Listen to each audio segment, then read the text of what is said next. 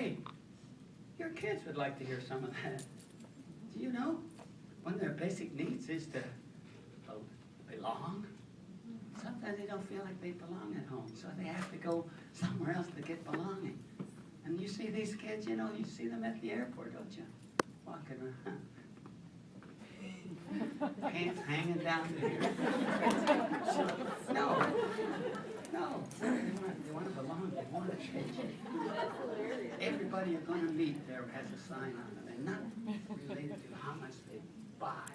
But somebody is there that doesn't buy. It may book and buy some later. Okay? Did you get that now? Care?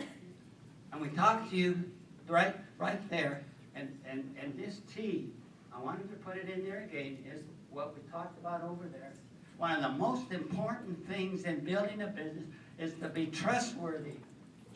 People will not trust you if you're not trusting.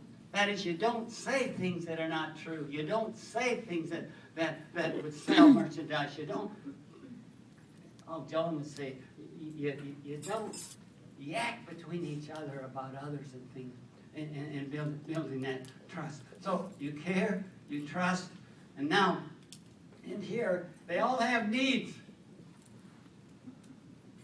Okay, and those needs are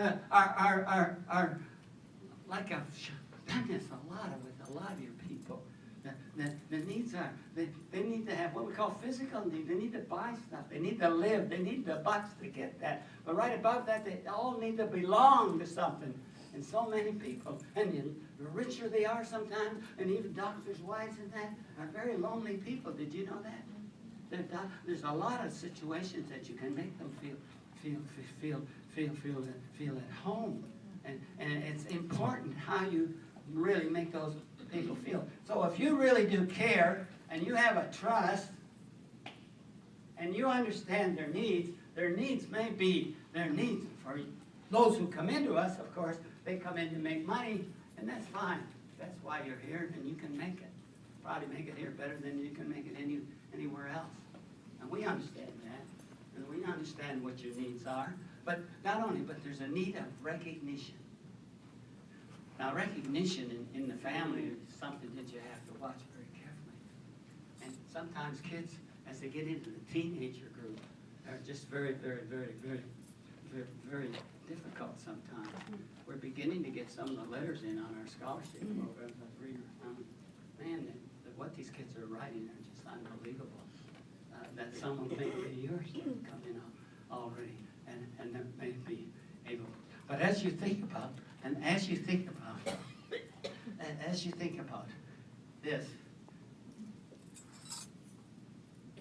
one of the basic needs is people need recognition. So everybody sitting around in the chair, somehow you have to give them some recognition, because you do thank them for coming, and you do things with them like that. But it's hey, your kids need that belonging, and your kids need that, especially when they get to be teenagers. I remember when Tim was a teenager. I remember Tommy. I remember when I called them. You be sure to be in at 10 o'clock tonight. I remember when they came in at midnight. No, I remember. Because one time, they will remember this. One time I was so mad, I decided I'd teach them a lesson. So I started to really get rough with them. And Tim and Tommy had me on the floor in the den calling for their mother. Hell, Dad's going to kill himself, But what I learned to do is, particularly, these guys, when they get to meet a girl, hey, man, did you say 10, Dad? I thought you said 11. So you have to pause, and I say, hey, wait a minute. What did I say? Oh, Dad, nobody comes in at 10 o'clock. Yeah, well, you're going to, right? Yeah, about 11:30 they come in. But what I had to do, for every hour they came in, I then set up a program. I'd take an hour off the next week.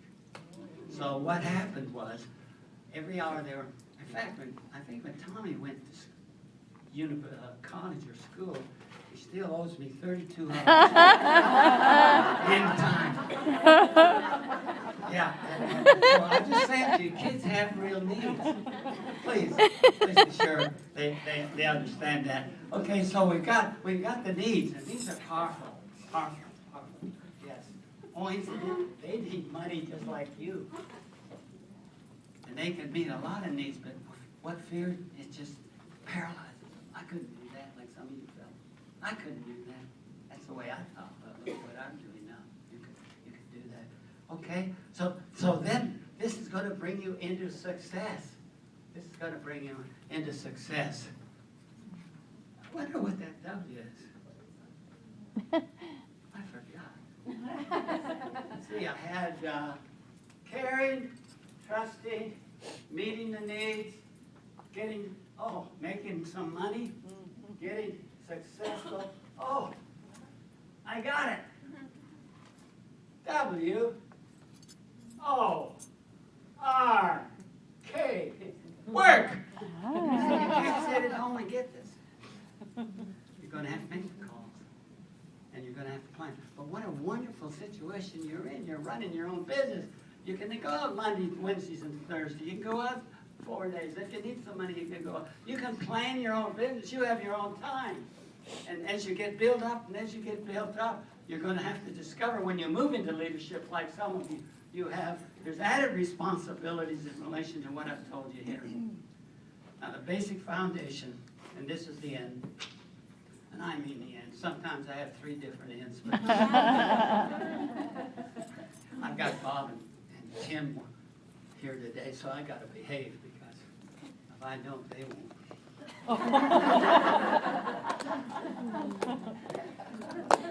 I just wanted to tell you, first of all, just why are we in business? We're in business because of you. We have four major reasons, but you can read those in the book. We actually have 5. And the 5th one that has come up to the biggest amazement of me, when Joan and I started Premier, we had no idea what God was going to do. We had ideas, and we tried to do some of it our way. But God used it, doing it our way, eventually in a few years, to get us back to our way, which was not possible at that particular time. I don't know if you're getting what I'm saying, because I'm confusing myself. What did I say? Oh, this is a problem. You're not going to tour this building until you tell me what I said. You were doing it your way. All right. Now, you know, that happens so often. That happened to me in school. I never heard what they said. And I didn't do too well in that business. But I just wanted to close with this one thing. What you believe, listen to me now, what you really believe is going to bring out into you your attitude. And your attitude is going to determine whether you are successful or not. It is your attitude. It's out of what you believe. It comes to you. And that is the key, that you have a lousy attitude, you'll never be successful at anything. So,